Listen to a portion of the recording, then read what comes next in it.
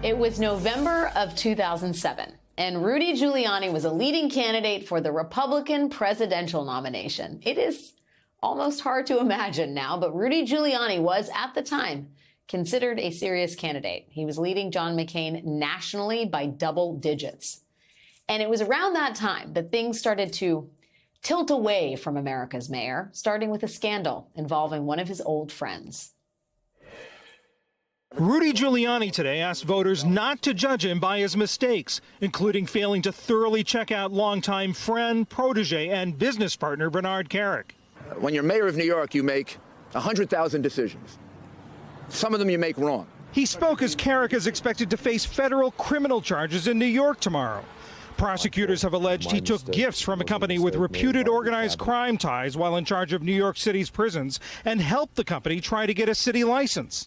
Rudy Giuliani's longtime friend and former New York City Police Commissioner Bernie Kerik had just been indicted on corruption charges, including tax fraud, obstruction of justice, and lying to the White House. That last charge stemmed from the fact that Bernie Kerik had become a prominent figure in the George W. Bush administration and was even briefly considered at one point for the job of Homeland Security Secretary. But that all came crashing down after the FBI charged Bernie Kerik in that corruption case. He would eventually plead guilty to 8 felony counts. And the trial of Bernie Kerik was kind of a big mess full of oddly familiar storylines and characters whom you might recognize. For instance, at one point, Kerik sued one of his lawyers for turning on him and becoming a witness for the prosecution. That lawyer was future Trump attorney Joe Tacopina.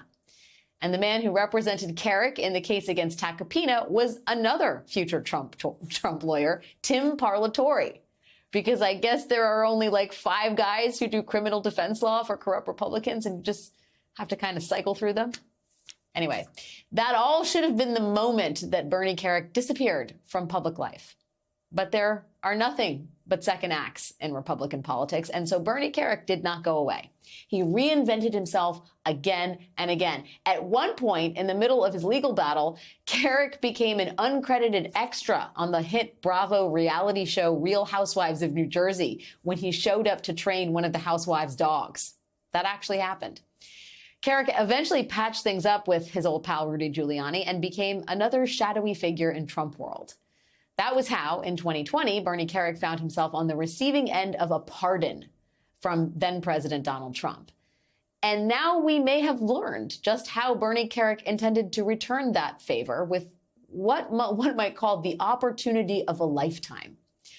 New emails released in an ongoing defamation case against Rudy Giuliani reveal that in December of 2020, Bernie Kerik approached Trump's chief of staff, Mark Meadows, with an offer.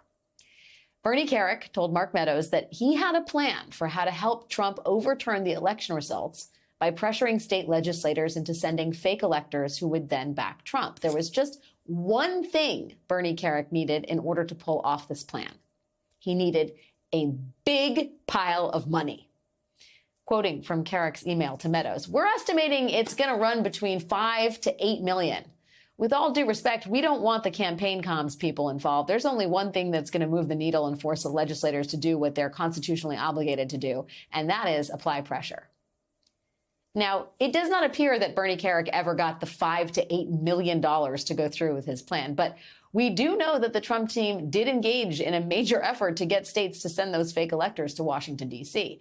And these new emails show us just how important that idea had become to the people around Donald Trump at the time. But maybe more importantly, these new emails show us how much the Trump cinematic universe is, at its core, basically a bunch of grifters looking for their next payout. There is no reason to believe convicted felon Bernie Kerik had any special magic to make state legislators throw the election for Trump, and no indication of why in the world he needed $5 to $8 million to do it.